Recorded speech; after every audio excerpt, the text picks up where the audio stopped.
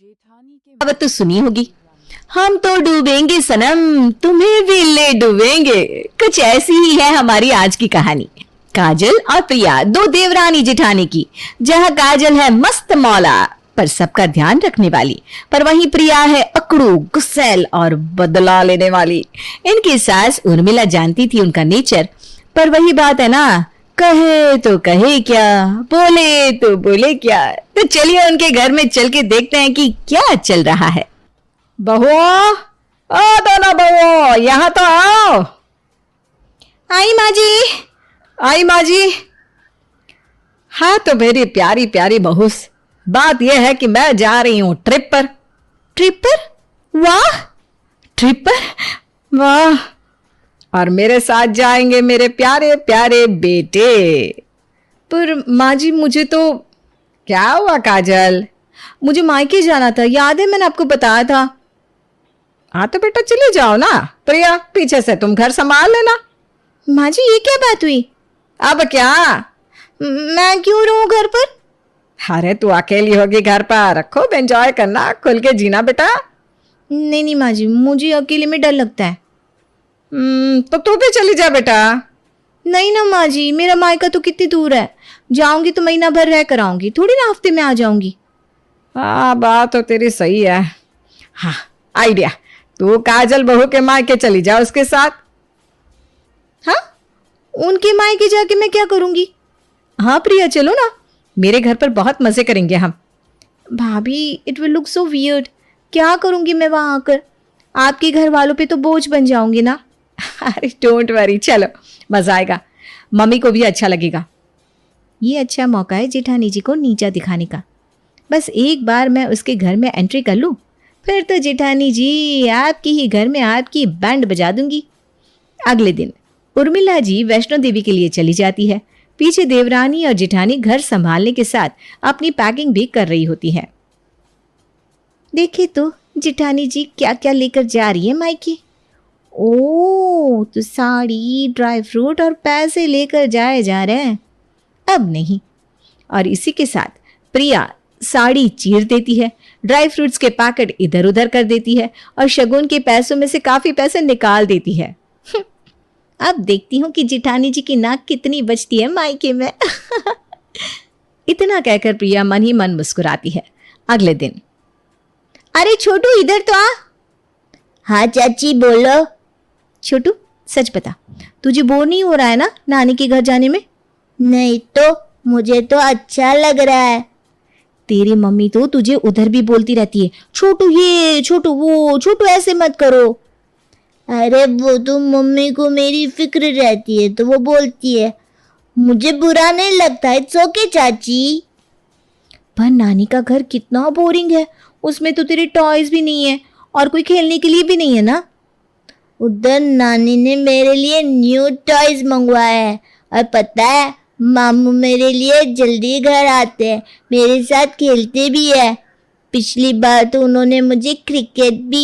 हाँ हाँ बस कर, अब समझ गई। मेरा मतलब है ओके छोटू बेटा, अभी हम जाएंगे नानी के घर। हाँ ये that's like a good girl चाची, ये। इतना कह के छोटू तो चला जाता है, पर प्रिया सोचती है, ये छोटू भी ना, ये तो नानी और मामू का भक्त है, जेठानी जी को मजा तो चखाना ही पड़ेगा। ज्यादा सती सावित्री बनती है ना, खूब जानती हूं मैं इनका दोगलापन। अरे कोई क्यों ही किसी को अपने मायके लेकर जाता है, और यहाँ भी सबके साथ ही करके बात करती है, भाग भाग के जेठ जी के साथ इनका भी काम कर देती है। जैसे मुझे तो समझ में ही नहीं आएगा कि भाई ये सब क्या नाटक है। पर ठीक है कोई ना, अब जो इनके बैग के साथ हेरा फेरी की है, मजा आएगा जब इनके मायके में इनकी बेइज्जती हो जाएगी। और इसी के साथ प्रिया अपना बैग पैक करने के बाद सोने चली गई। अगली सुबह काजल, छोटू और प्रिया निकल पड़े काजल के मायके। वहां जाकर, हाय मॉम, और छोटे क्या हाल? नमस्ते भाभी, कैसी हो आप? कोई हमें भी मिलवा देता तो जरा ठीक लगता है ना। अरे हाँ प्रिया आओ ना, ये है मेरी चिल आउट मम्मी, ये मेरा भाई और ये मेरी बेचारी भाभी जो इसके जाल में फंस गई। अच्छा ऐसा क्या? अरे नहीं नहीं नहीं, मैं मजाक कर रही हूँ। काफी अच्छे से वो उसका ध्यान रखता है। आप सभी से मिलकर अच्छा लगा। आई होप आप लोगों को कोई दिक्कत नहीं हो रही ना कि मैं भी आ गई। अरे बेटा नाना, तू तो मेरी दूसरी बेटी ही है, इसमें क्या दिक्कत है? Thank you aunty. जहां सब प्रिया का दिल से स्वागत कर रहे थे, वहीं प्रिया के तो मन में अलग ही ख्यालात आ रहे थे। अब देखती हूँ यहाँ जेठानी जी का स्वागत कितने दिन तक चलेगा। बड़ी आई। प्रिया जाती है काजल की भाभी के पास, जो उस समय खाना बना रही थी। भाभी, कोई हेल्प चाहिए? ना ना ना, तुम क्यों आई यहाँ? थक गई होगी, थोड़ा सा रेस्ट कर लो। अरे नहीं भाभी, आप काम कर रहे हैं और मैं रेस्ट करूं, ये बात तो मुझे पसंद ही नहीं है। अरे तुम मेहमान हो, अपने घर में इतना काम करके अब यहाँ भी काम करोगी? हरगिज नहीं। देखो काजल भी तो आराम कर रही है, जाओ रेस्ट करो। भाभी एक बात पूछूं, बुरा तो नहीं मानोगी ना? अरे पूछो ना। भाभी आपको नहीं लगता कि काजल दीदी बहुत इंटरफियर करती है?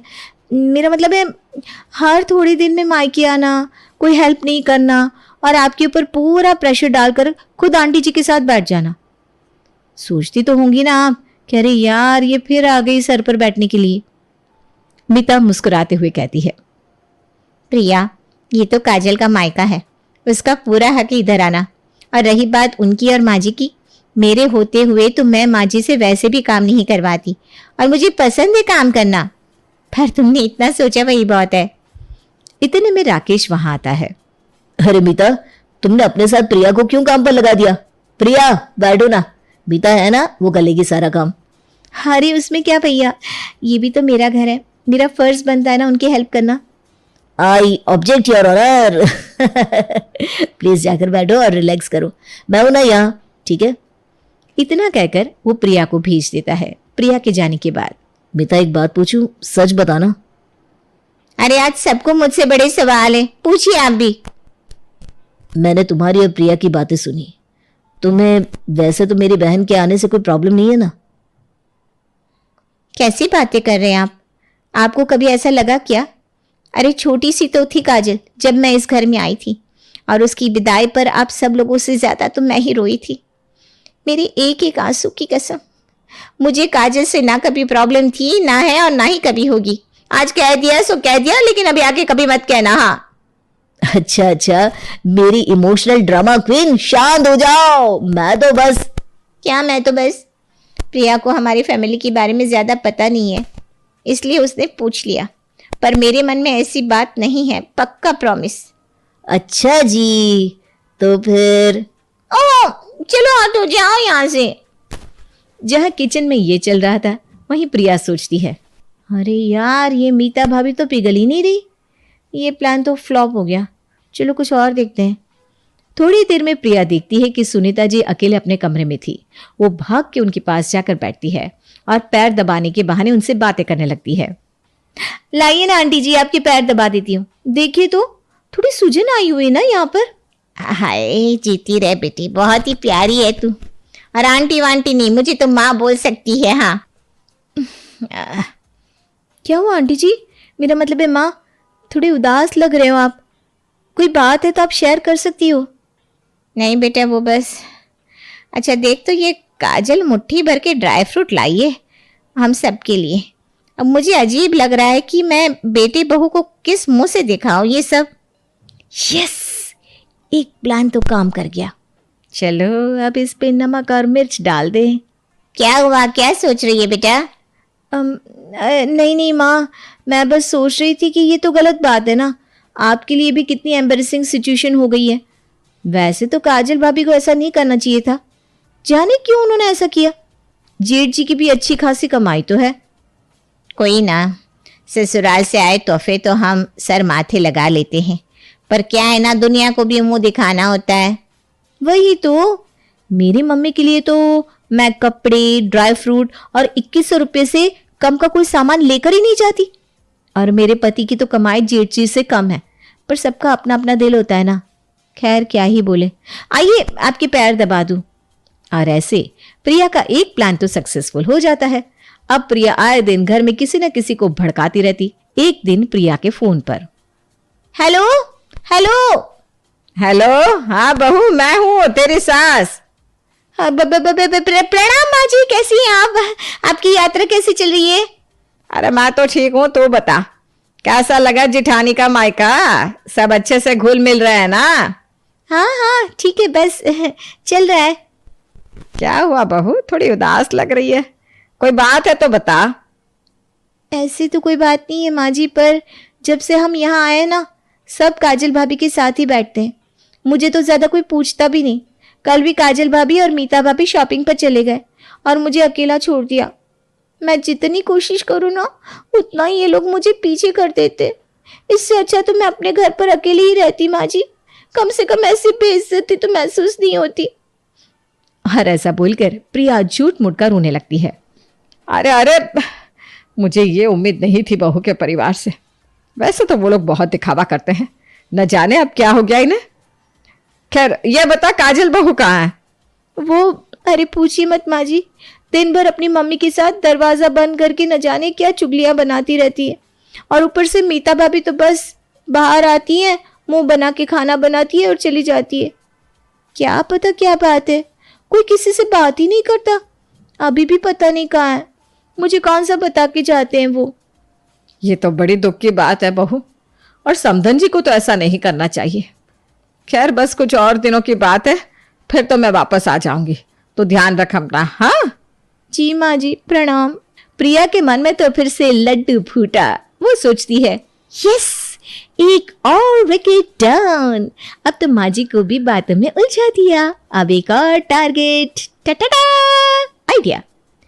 ओए छोटू, चिंटू, यहाँ तो आओ दोनों। जीजा जी, जीजा जी। तुम्हारी मम्मी और चिंटू तुम्हारी बुआ, तुम दोनों पर तो बिल्कुल ध्यान नहीं देती। हाँ चिंटू, बुआ तुम्हारे लिए टॉयज नहीं लाई इस बार? बुआ ने कहा था कि वो टॉय लाई है, पर जब बैग खोला तो खाली पैकेट निकला। चाची, ऐसा तो बुआ ने कभी किया नहीं था। जाने क्या हुआ इस बार, भूल गई होंगी। मेरी मम्मी ऐसे नहीं भूलती। तूने ही रखा होगा और बोल रहा है कि नहीं है। मैं क्यों झूठ बोलूंगा, नहीं था तो नहीं था। और दोनों बच्चों में लड़ाई शुरू हो जाती है। अरे अरे, शांत हो जाओ छोटू, जा जाकर मेरे लिए एक गिलास पानी लेकर आ प्लीज। छोटू के जाने के बाद, चिंटू, मुझे ये छोटू के सामने नहीं कहना था, पर मैं बताती हूँ। तुझे पता है, तेरी बुआ ने जो टॉय लिया था ना, वो उन्होंने छोटू को दे दिया था और कह रही थी चिंटू को कौन देगा इतने महंगे टॉयज। दे देंगे उसे पैकेट और कह देंगे अरे भूल गए। पता नहीं कहाँ चला गया टॉय। पर बेटा, ये हम दोनों का टॉप सीक्रेट है। हाँ, किसी को मत कहना। क्या ऐसा किया बुआ ने? मुझे तो लगता था मेरी बुआ सबसे बेस्ट है, पर ऐसा किया। Very bad. I don't like her any more. नहीं नहीं बेटा, ऐसा नहीं कहते। क्यों नहीं? एक टॉय नहीं दे सकती? ठीक है, मैं भी नहीं खेलूंगा छोटू के साथ। अरे चिंटू सुनो तो। चिंटू वहां से उदास मन से चला जाता है। ऐसे ही दिन कटते रहते हैं और प्रिया जमकर सबके मन में काजल के लिए नफरत पैदा कर रही थी। वैसे तो काजल के मायके में सब हमेशा खुश रहते थे, पर कुछ दिनों से सबके चेहरे थोड़े उतरे हुए दिख रहे थे। अपनी जीत देखते हुए प्रिया को बहुत खुशी महसूस हो रही थी। एक शाम डोरबेल बजती है और सामने है। हाँ आप सब? सामने खड़ी थी उर्मिला और उनके दोनों बेटे। हाँ बहू, हम सब। हमने सोचा कि वापस जाते टाइम ट्रेन इधर भी तो रुकती है, तो क्यों ना सब फैमिली टाइम स्पेंड करके ही वापस जाए। अरे नमस्ते सुनीता जी। नमस्ते नमस्ते बहन जी, कैसी हैं आप? सफर कैसा था? अरे बहुत अच्छा था। चारों धाम के दर्शन करके तो मन तृप्त हो गया। आपका बहुत बहुत धन्यवाद कि आपने मेरी दोनों बहुओं को अपने पास रखा इतने दिन। भला कौन सी माँ अपनी बेटी के ससुराल वालों को इतना ठहराती है? हाँ समधन जी, जैसी मेरे लिए काजल और मीता, वैसी ही प्रिया। बड़ी ही प्यारी बच्ची है ये। हाँ जी, वो तो है, छोटी है, थोड़ी बचकानी भी हो सकती है, पर सुनीता जी दिल की अच्छी है ये लड़की। वो तो हम जान गए हैं जी। क्या? कुछ नहीं, आइए ना। और अब आप सब 2 दिन रहकर ही जाएंगे। आज घर इतना चमक रहा है, रौनक ही अलग है। उर्मिला जी और उनके बेटे अंदर आते हैं। प्रिया अपने पति के पास जाती है। हाय वेलकम, कैसे हो आप? प्रिया, थोड़ा थका हुआ हूँ, अंदर जाता हूँ, मुझे प्लीज एक कप चाय दे दो ना। हाँ हाँ जरूर। तभी वहां काजल आती है। अरे आप सब, नमस्ते माँ जी। प्रेम, अरे देवर जी, कैसा रहा सफर? आप सब थक गए होंगे ना, चलिए आप लोग फ्रेश हो जाइए, मैं तब तक सबके लिए गर्मा गर्म चाय बना कर लाती हूँ, और साथ में थोड़े फ्रेंच फ्राइज भी। सब अपने अपने काम में लग जाते हैं। प्रिया अपने पति की बात भूलकर सीधा सास के पास जाती है। देखा मम्मी जी? क्या बेटा? भाभी जी पहले तो आई नहीं और आकर सीधा अपना नाटक शुरू कर दिया। बस यही सब करती है वो। अच्छा चलो कोई ना। बहू, वैसे काजल और मीता तो किचन में है, तू यहाँ क्या कर रही है? वो मम्मी जी। हाँ बेटा, वो नहीं, गो, हाँ जाओ बेटा, उनकी हेल्प करो। Okay bye. चलो, एक बार डाल तो दी उनके कान में, अब देखते हैं जेठानी जी का पत्ता कैसे साफ होता है। प्रिया, गुड जॉब। अगले दिन। सुनिए जी, आपको नहीं लगता कि भाभी को थोड़ा टाइम देना चाहिए हम सबको? यहाँ पर सिर्फ अपनी मम्मी और अपने भाई भाभी के साथ ही लगी रहती हैं। प्रिया, तुम सारा दिन ये क्या स्टूपिड बातें लेकर बैठी रहती हो? तुम्हें और कोई काम नहीं है क्या? हाँ रूड, एक तो कुछ बताओ तो भी इनको प्रॉब्लम होती है, ना बताओ तो कहते हैं कि बात नहीं करती। आपसे तो कुछ कहना ही बेकार है। अच्छा बताओ क्या हुआ? अरे बेबी बताओ ना प्लीज जानू। ठीक है। ये भाभी ना यहाँ पर कोई काम नहीं करती, जब से यहाँ आई है सिर्फ बातें। और पता है, वो अपने घर वालों के लिए जेठ जी से इतने पैसे लेकर गई, और उसमें भी उन्होंने सबको लिफाफे में सिर्फ 101 रुपए दिए। चिंटू के लिए टॉय का पैकेट लेकर आई, लेकिन अंदर से टॉय गायब। इमेजिन, लाना कुछ नहीं है, ससुराल की ही नाक कटा दी, और मायके में बस बैठ के ऐश कर रही हैं। वो तो अच्छा था कि मैं थी तो मीता भाभी का काम में हाथ बटा रही थी, वरना वो तो कब की पागल ही हो जाती। अच्छा, पर अभी तो भाभी ही किचन में है। वो ना सिर्फ नाटक करती है। आप सब और माँ जी जो आ गए ना, अब उन्हें नंबर भी तो बटोरना है ना। ये लॉजिक्स ना तुम्हारे मुझे कभी समझ में नहीं आते, ना आएंगे। आप तो रहने दो, वो अच्छी बनके सबसे पैसे और प्यार दोनों ले लेती है। थोड़ा आंखें खोल के देखा करिए कैसी है वो। पैसे लेकर ना मायके में कुछ देती है, इसका मतलब जानते हैं आप? हाँ, मेरी भाभी जुआ खेलती है। क्या? Are you crazy? नहीं बाबा, इसका मतलब है कि वो सिर्फ अपने आप पर ही पैसे उड़ाती हैं। ओ समझा। खैर छोड़ो, सिर्फ आज रात की तो बात है, कल तो हम सब चले जाएंगे। और अगली सुबह वो घड़ी भी आ जाती है जब सब जाने लगते हैं। माँ, मैं तुम्हें और भैया, भाभी और चिंटू को बहुत मिस करूंगी। थैंक यू कि आपने मुझे और मेरे परिवार को यहाँ रहने दिया। लो, फिर शुरू हो गया इनका ड्रामा। बेटा, वक्त कब बीता पता ही नहीं चला। और हाँ प्रिया बेटा, तेरे साथ तो बहुत ही अच्छा लगा। आते रहना हाँ, पर अगली बार साफ दिल और मन से। हाँ। किसी को कुछ समझ में नहीं आया, और प्रिया, काजल, उनके पति और सास सब घर के लिए निकल गए। घर जाकर सब लोग यहाँ आओ। सब ड्राइंग रूम में जाते हैं, जहां उर्मिला जी एक टॉय और काफी कैश और ड्राई फ्रूट मिठाई लेकर बैठी थी। माँ जी, ये आपको कहां से मिले? ये तो मेरी बैग में थी। क्यों प्रिया, कुछ कहना है क्या तुझे? नहीं तो माँ जी, कुछ नहीं। मैंने तुझे एक मौका दिया था अपनी सफाई में कहने के लिए, पर तू तो वैसे की वैसी ही रही। प्रिया, तू हमेशा काजल से जलती थी, ये बात हम सब जानते थे, और तेरा बचपना समझकर छोड़ देते थे, पर बदले की आग में तू इतनी अंधी हो गई कि तूने ऐसी ओछी हरकतें की। ना सिर्फ तेरा, पर मेरे बेटों का, खास करके मेरा सर शर्म से झुका दिया। उस दिन जब आते ही तू मेरे कान भरने लगी, मैं तभी समझ गई थी। बातों बातों में मैंने सुनीता जी से, मीता से, यहां तक कि चिंटू से भी सुना कि तूने कैसे काजल के खिलाफ बातें की। बेटा, घर एक साथ चलता है, याद रखना, एकता में ही बल है। तुझे अगर लगता है कि मैं काजल को ज्यादा मानती हूं, तो तुझे आकर मुझसे ये बात करनी चाहिए थी, ना कि उस बेचारी की इज्जत मिट्टी में मिलाती। मुझे माफ कर दीजिए, मैं भाभी से जलती थी क्योंकि वो इतनी सुंदर है, पॉपुलर है। मेरे अंदर ऐसा कुछ भी नहीं है। प्रिया, सुंदरता बाहरी नहीं होती, वो तो मन में होती है। जैसा मन वैसी बोली वैसा चेहरा होगा। सॉरी भाभी। ना ना मेरी बहन, बिल्कुल नहीं। और हाँ, 1 मिनट। काजल वीडियो कॉल लगाती है जिसमें उसकी माँ, भाई, भाभी और चिंटू होते हैं। हम सब पहले से ही समझ गए थे कि ये सब काजल ने नहीं किया होगा। प्रिया, हमें तुमसे अब भी उतना ही प्यार है।